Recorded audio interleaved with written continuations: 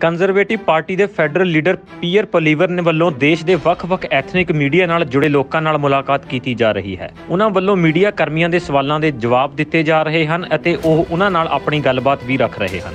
ਪਲੀਵਰ ਦਾ ਆਖਣਾ ਹੈ ਕਿ ਮੀਡੀਆ ਪਰਸਨ ਸਿਰਫ ਪਾਰਲੀਮੈਂਟਰੀ ਹਿੱਲ ਜਾਂ ਹਾਊਸ ਆਫ ਕਾਮਨਸ ਵਿਖੇ ਹੀ ਕੰਮ ਨਹੀਂ ਕਰਦੇ, ਸਗੋਂ ਉਹ ਦੇਸ਼ ਦੇ ਹਰ ਕੋਨੇ ਵਿੱਚ ਆਪਣੀਆਂ ਸੇਵਾਵਾਂ ਨਿਭਾ ਰਹੇ ਹਨ। ਇਹ ਵਿਚਾਰ ਉਹਨਾਂ ਨੇ ਟੋਰਾਂਟੋ ਵਿਖੇ ਹੋਈ ਇੱਕ ਪ੍ਰੈਸ ਕਾਨਫਰੰਸ ਦੇ ਵਿੱਚ ਸਾਂਝੇ ਕੀਤੇ। ਇਸ ਤੋਂ ਇਲਾਵਾ ਪਲੀਵਰ ਨੇ ਇਸ ਸਮੇਂ ਦੇਸ਼ ਵਿੱਚ ਚੱਲ ਰਹੀ ਮਹਿੰਗਾਈ ਉੱਤੇ ਵੀ ਲਿਬਰਲ ਸਰਕਾਰ ਅਤੇ ਜਸਟਿਨ ਟਰੂਡੋ ਉੱਤੇ ਨਿਸ਼ਾਨਾ ਕੱਸਿਆ ਹੈ। ਉਹਨਾਂ ਨੇ ਕਿਹਾ ਕਿ ਇਕਨੋਮਿਕ ਅਪਡੇਟ ਜੋ ਫਾਲ ਦੇ ਵਿੱਚ ਆਈ ਹੈ ਉਸ ਅਨੁਸਾਰ ਇਨਫਲੇਸ਼ਨ ਦੌਰਾਨ ਸਰਕਾਰ ਦਾ ਰੈਵਨਿਊ 40 ਬਿਲੀਅਨ ਬਣਿਆ ਹੈ, ਜੋ ਕਿ ਉਹਨਾਂ ਨੇ ਇਲਜ਼ਾਮ ਲਾਇਆ ਕਿ ਟਰੂਡੋ ਸਰਕਾਰ ਇਨਫਲੇਸ਼ਨ ਵਿੱਚ ਵੀ ਮੁਨਾਫਾ ਖੱਟ ਰਹੀ ਹੈ। ਪਲੀਵਰ ਨੇ ਇਸ ਸਮੱਸਿਆ ਦੇ ਸਮਾਧਾਨ ਲਈ ਕੰਜ਼ਰਵੇਟਿਵ ਪਾਰਟੀ ਵੱਲੋਂ ਕਾਮਨ ਸੈਂਸ ਨਾਂ ਦੇ ਸੋਲੂਸ਼ਨ ਦੀ ਗੱਲ ਆਖੀ ਹੈ। ਇਸ ਤੋਂ ਇਲਾਵਾ ਇਮੀਗ੍ਰੈਂਟਸ ਦੀਆਂ 2.4 ਮਿਲੀਅਨ ਪੈਂਡਿੰਗ ਫਾਈਲਾਂ ਉੱਤੇ ਕੰਮ ਕਰਨ ਲਈ ਵੀ ਉਹਨਾਂ ਨੇ ਸਰਕਾਰ ਨੂੰ ਜ਼ੋਰ ਪਾਇਆ ਤਾਂ ਕਿ ਬੈਕਲੌਗ ਨੂੰ ਛੇਤੀ ਕਲੀਅਰ ਕੀਤਾ ਜਾ ਸਕੇ। ਹਾਂਜੀ, ਅੱਜ ਇੱਥੇ ਆਪਣੇ ਟੋਰਾਂਟੋ ਵਿੱਚ ਪੀਅਰ ਪਲੀਵਰ ਪਹੁੰਚੇ ਆ, ਜਿੱਥੇ ਆਪਣੇ ਮੀਡੀਆ ਭਾਈਚਾਰੇ ਨਾਲ ਗੱਲਬਾਤ ਕੀਤੀ ਆ। ਉਹਨਾਂ ਨੇ ਇੱਕ ਮੇਨ ਇਸ਼ੂ ਲੈ ਕੇ ਆਇਆ ਕਿ Canada seems to be broken. ਆਪਾਂ ਜੇ ਗੱਲ ਕਰੀਏ ਆਪਣੇ GTA ਵਿੱਚ ਵੀ ਕਾਫੀ ਇੱਦਾਂ ਦੇ ਇਸ਼ੂ ਅੱਗੇ ਆ ਰਹੇ ਆ। ਫੋਰ ਐਗਜ਼ਾਮਪਲ ਕ੍ਰਾਈਮ, ਆਪਾਂ ਸਾਰੇ ਦੇਖਦੇ ਪਏ ਹਾਂ ਕਿੰਨਾ ਕ੍ਰਾਈਮ ਵੱਧਦਾ ਪਿਆ ਵਾ, ਕਿੰਨੀ ਵਾਇਲੈਂਟ ਕ੍ਰਾਈਮ 32% ਵੱਧ ਚੁੱਕੀ ਹੈ ਕੈਨੇਡਾ ਦੇ ਵਿੱਚ। He talked about those issues, he talked about inflation, ਕਿੰਨੀ ਮਹਿੰਗਾਈ ਹੋ ਚੁੱਕੀ ਆ। ਆਪਾਂ ਕੋਈ ਵੀ ਚੀਜ਼ ਦੇਖਦੇ ਹਾਂ, ਗਰੋਸਰੀਜ਼ ਦੇਖਦੇ ਹਾਂ, ਕੋਈ ਵੀ ਆਪਾਂ ਚੀਜ਼ ਬਾਹਰ ਲੈਣ ਜਾਂਦੇ ਹਾਂ, ਕਿੰਨੀ ਉਹਦੀ ਪ੍ਰਾਈਸ ਵੱਧ ਚੁੱਕੀ ਆ ਅਤੇ ਇਟਸ ਬਿਕਮਿੰਗ ਅਨਅਫੋਰਡੇਬਲ ਫॉर ਕੈਨੇਡੀਅਨਸ। ਸੋ ਇਹਨਾਂ ਨੇ ਅਫੋਰਡੇਬਿਲਿਟੀ ਦੀ ਗੱਲ ਕੀਤੀ, ਹਾਊਸਿੰਗ ਦੀ ਗੱਲ ਕੀਤੀ। So these are big issues that he discussed ਅਤੇ ਮੀਡੀਆ ਨਾਲ ਆਲਮੋਸਟ 1 ਘੰਟਾ ਉਹਨਾਂ ਨੇ ਗੱਲਬਾਤ ਕੀਤੀ ਆ। So it was good to see those questions from the media and I also want to thank the media ਜਿਹੜੇ ਟਾਈਮ ਕੱਢ ਕੇ ਪਹੁੰਚੇ ਆ ਅਤੇ ਆਪਣੇ ਵਿਊਅਰਸ ਦੇ ਨਾਲ ਇਨਫੋਰਮੇਸ਼ਨ ਸ਼ੇਅਰ ਕਰਦੇ ਆ ਜੀ। Thank you very much for the kind introduction, and thanks to all of you for joining me today for this press conference. As you know, I enjoy press conferences as an opportunity to stay in touch with our media and answer questions and be accountable. I've been traveling across the country now since about February when I launched my leadership campaign, and the message that I'm getting is nearly unanimous. People feel like everything's broken in Canada today. Our money is broken. It buys less, about 7% less this year compared to last year, as $500 billion of inflationary liberal deficits have bid up the cost of the goods we buy and the interest that we pay. The Trudeau government has spent $500 billion since 2020 in extra measures, all of which have been borrowed and printed, and driving up the cost and driving down the quality of the things that we buy. Printing money doesn't mean we're richer. It just means that we have more dollars chasing fewer goods, which always equals higher prices. The Canadian economy used to have $1.8 trillion of cash. Now it's $2.3 trillion, even though we barely produce any additional goods and services in that same time period. So the money supply has grown by about 27% in 2 years, and the goods and services that we produce grew by about 2.7%. In other words, our money is outgrowing the stuff that it buys at a ratio of 10 to 1. So it's no wonder that things have become more expensive. So what are the consequences of that? 1 in 5 Canadians are forced to skip meals because they can't afford groceries. 9 in 10 young people who don't have homes believe they never will, and an increasing number of 35-year-olds are stuck living in their parents' basements because house prices doubled under Justin Trudeau and now have become even more out of reach because of rising interest rates. Furthermore, the carbon tax has driven up the cost of fuel, heat, and indirectly groceries. Anything that has to be transported by truck or train that burn diesel will become more expensive as a result of the Trudeau NDP carbon tax. Now, Trudeau wants to triple that carbon tax to raise fuel prices even further. Some energy analysts expect that home heating bills will be up 100% this year over last. In Eastern Canada, we have seniors that have to spend their day at the local shopping center so that they can turn their home heat down and save money. And it's only November. This is unsustainable. Canadians cannot afford to eat, heat, and house themselves in Justin Trudeau's Canada. And it's not just our money that Justin Trudeau has broken.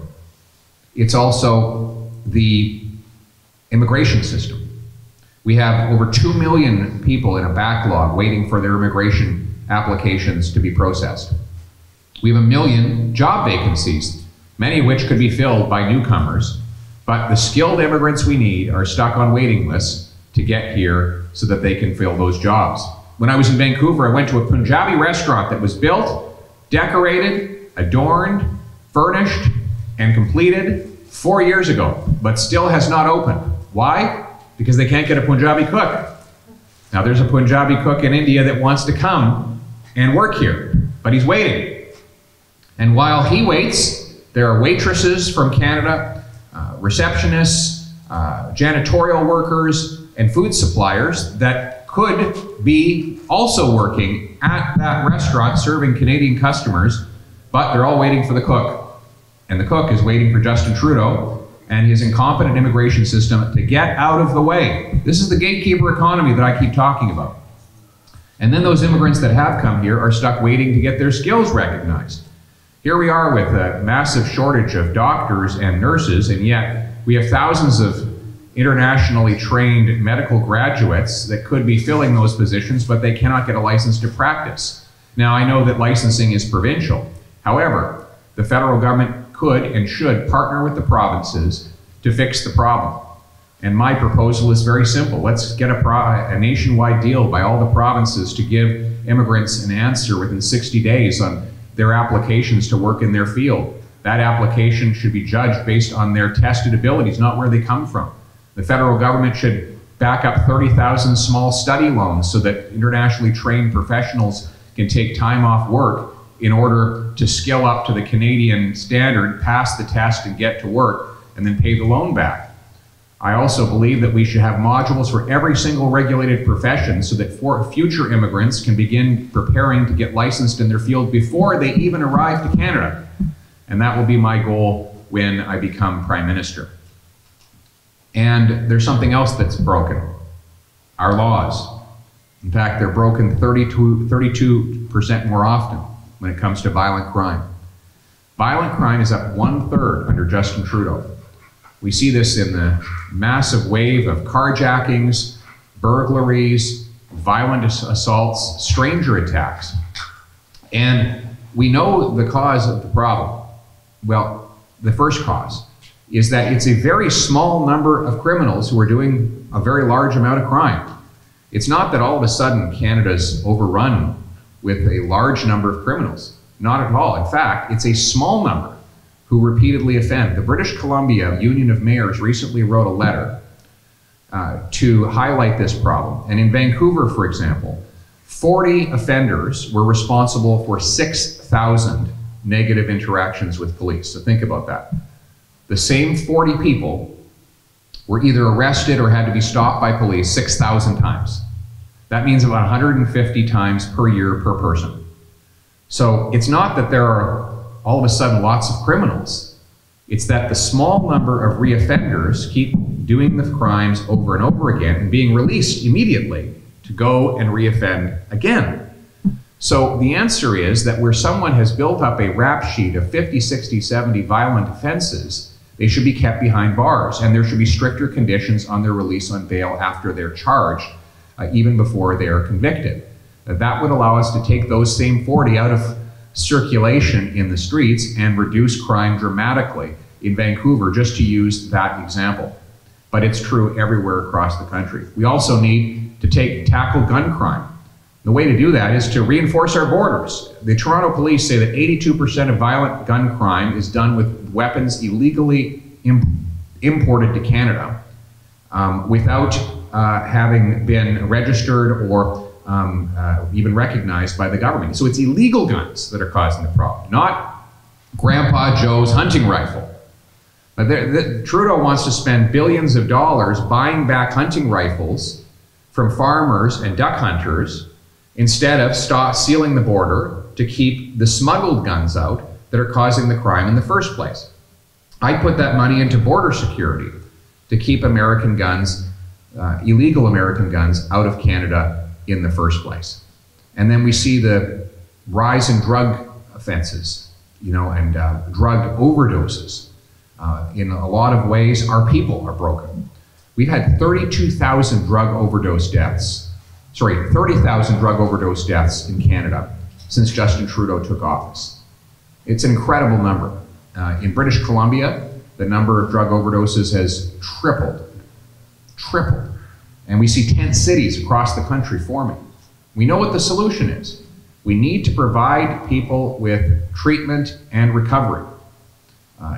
It's all well and good to provide harm reduction, and we should provide medicines that help us revive people who have overdosed and that help addicts wean themselves off of drugs with less painful withdrawal symptoms. But we also need to give them a path away from addiction. And that means treatment and recovery, inpatient. In Alberta, they've doubled the number of inpatient spaces for addicts from 4,000 to 8,000. And guess what? They have cut in half the number of overdoses. That's saving lives. So this is the way that we can address these problems. We need to get Canada working again. We need to fix the broken nation that Canadians face right now. And so a poly of government will do that. We will, to start with, we'll bring back fiscal responsibility by bringing in a pay-as-you-go law that requires the government find $1 of savings for every new dollar of spending so that we can bring down the deficit, the inflation, and the taxes. We'll cancel the carbon tax to lower the cost of food, fuel, and home heat.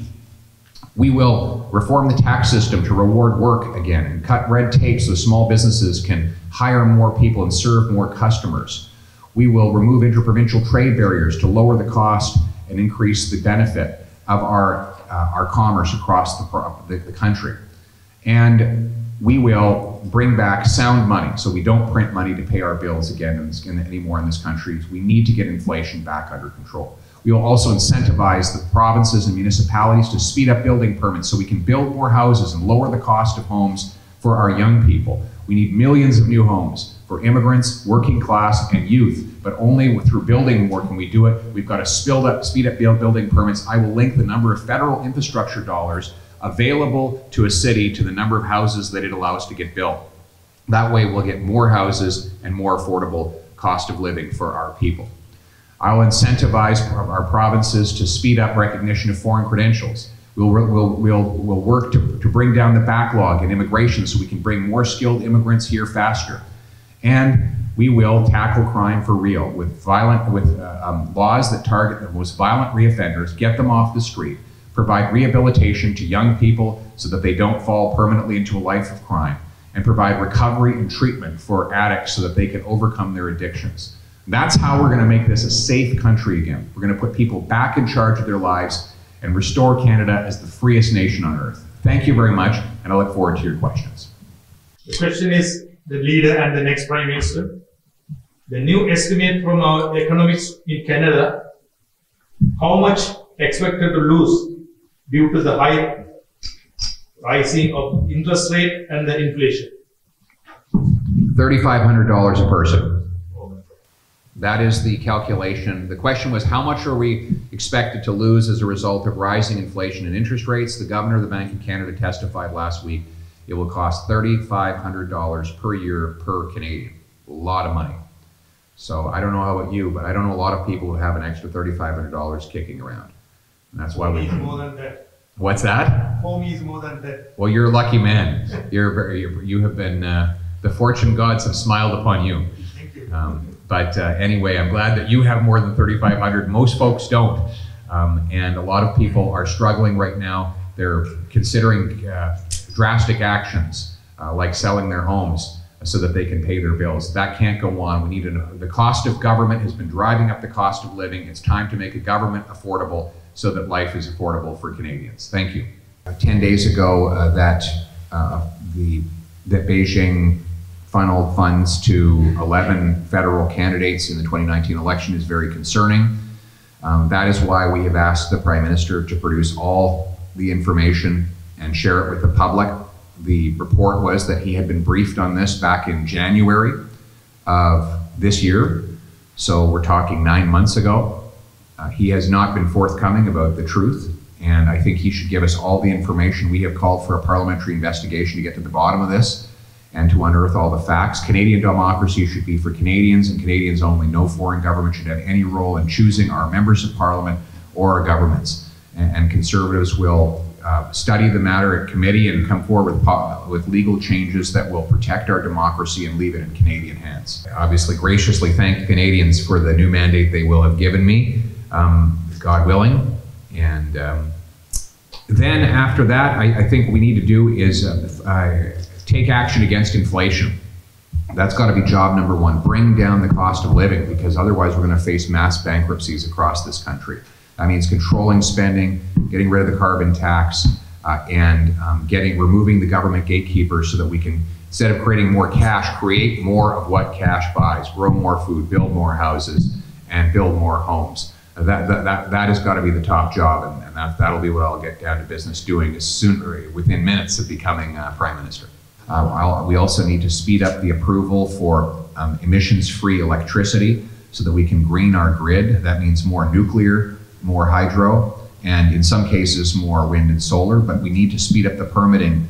Obviously, we need to protect the safety and the environment when we approve major projects, but we should be able to do that in a couple of years of study rather than 10 years. If we're going to have an electrified future, if we're going to have electric cars widely driven, we're going to need more electricity. And if that electricity is just as polluting as the things that they replace, then there's no point. We need green, emissions-free electricity that comes from hydroelectric dams and nuclear power. The good news is we have prodigious hydropower in Newfoundland, Quebec, Manitoba, British Columbia. We have the biggest supply of civilian-grade uranium anywhere on Earth is found in Saskatchewan. We have the best nuclear engineers in Ontario. In other words, we can supply emissions-free, clean Canadian electricity to power our economies without carbon emissions. But we need to approve the projects and get them built as soon as possible. Finally, I think we need incentives for industry to bring its emissions down, and that can happen through a combination of smart regulations and other levers. Those are the ways that Poilievre government's going to reduce emissions. Right now, it's not working. We have a high carbon tax that has not succeeded in meeting a single solitary greenhouse gas reduction target since the Trudeau government took office. So we're getting the worst of all worlds, high emissions and high taxes. I want to see low emissions and low taxes. My name is Jaswant Singh from Prime Asia. I just want to ask, what will you say on bail reforms and emergency wait in Canadian hospitals? We need bail reform for repeat violent offenders. So if someone has been previously convicted of a multitude of violent offenses, when they go for bail, they should not get it. If the charge that has led to their incarceration is a violent offense, and if they have a long litany of previous violent offenses, then they should not get automatic bail. And the problem is that Trudeau's bail reform package that he passed a couple of years ago has made it nearly automatic that people go back out on the street on bail after they've been arrested for 30th, 40th time. And that means that oftentimes officers will arrest someone early morning, and then they'll be incarcerated, they'll be granted bail, and the officer will then have to arrest the very same person that evening. I think it's gone too far. We all believe in giving a young person who's made a small mistake a second chance, but for the offenders who commit 30, 40, 50 offenses, they should stay behind bars. And for the Canadian hospitals, wait time and emergency? Yes, I mean, wait times have grown, our system is collapsing, and I think the federal government needs to provide stable funding to the provinces for healthcare, and the provinces need to make sure that is streamlined directly to frontline patient care and not gobbled up by backroom bureaucracy. We also need to speed up the recognition of internationally trained professionals so that they can get their license to practice quicker and get to work in our hospitals. We have nurses and doctors who have the ability to contribute but do not have the license. So I want to work with the provinces to speed up that foreign recognition. Finally, I want to, our party has been putting pressure on the Liberal government to fix the problems that have left our pharmaceutical shelves empty of children's pain medication. You know, our little kids are going without pain medication because for some reason Canada is the only country that has a shortage. You know, in the United States they have excess pain medications at Walgreens, and Canadians are forced to drive down to the States to grab that medication and drive it back. You should be able to get the medication here in Canada. And that is what Poilievre government will fight to fix our supply chains, that all of the basic medications we used to take for granted are widely available to our families. Well, we need a Prime Minister who will actually stand up for our country, to stand up for the sanctity of our democracy, to keep out foreign interference, to protect our minerals from foreign acquisition and takeover. We need to be a country that stands on its own feet rather than bowing before foreign nations. And under Trudeau, we've become weak. You know, we're not producing lithium and other minerals needed for electric car batteries, so we're more reliant on countries like China as a result. We need to, so I will propose to speed up permitting so we can produce that here in Canada. I also propose stronger laws to protect our country against foreign interference in our democracy and in our communities. Well, look, I think we should champion Canadian soccer because we have such a diverse population that contributes to our soccer culture, that we have a chance to be world leaders, even though we, 10, 15 years ago, we weren't really on the map as soccer players. We were thought of as lacrosse and hockey players. And this is a chance for us to change the world's perception of what Canada's soccer playing ability. And I obviously would champion that and raise the voice of the Canadian government in favor of a strong, competitive, robust soccer presence, both in World Cups, but also right down to the local soccer clubs for our kids. I want us to have our eyes open to what's happening, to stand up against foreign interference in Canada, to defend human rights, to protect the Canadian economy, to repatriate Canadian supply chains so that we're less dependent on foreign powers, including China. And I want Canada to make it clear that we stand in lockstep with the democracies of the world in protecting and defending freedom of speech, freedom of conscience, freedom of assembly, and democratic freedom to vote. And those should be the principles that guide that, and frankly, all of our foreign policy statements.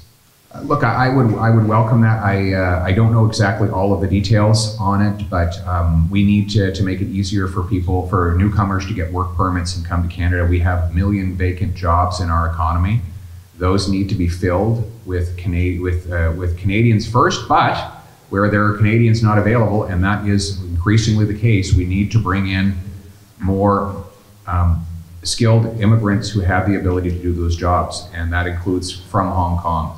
So I would encourage the government to speed up work permits for those applying to come here who have a job offer and can get here and get into a job. That's something that would be good for our economy and for the people who are arriving. We have to bring down both inflation and interest rates, but the way to do that is by reversing the policies that have driven them both up in the first place. So yes, it is true, of course, that the Bank of Canada sets the interest rate, but it does so in response to inflation.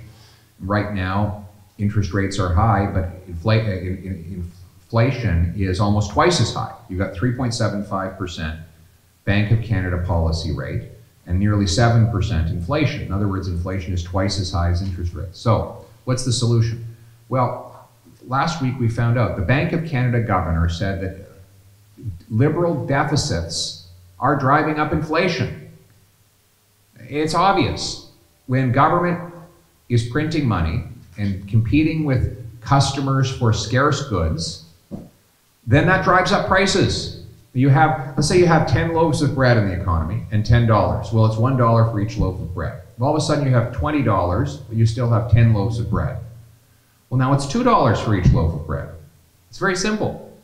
So instead of printing more money, we've got to make more bread, and that means getting our government gatekeepers out of the way so that our farmers, our truckers, our builders, our energy workers can produce more of the stuff that money buys rather than just producing more money. And so I would cap government spending, cut government waste, bring the deficit down to leave that money in the hands of the Canadian people who earned it and reduce inflation, and that will bring down interest rates at the same time. All of that would make it easier for people to afford a home. So that's by the way, I also think we need to pressure the cities to approve faster and more affordable building permits so that we can build more homes. We need more houses, not just more money to chase those houses. Build more houses, not print more money.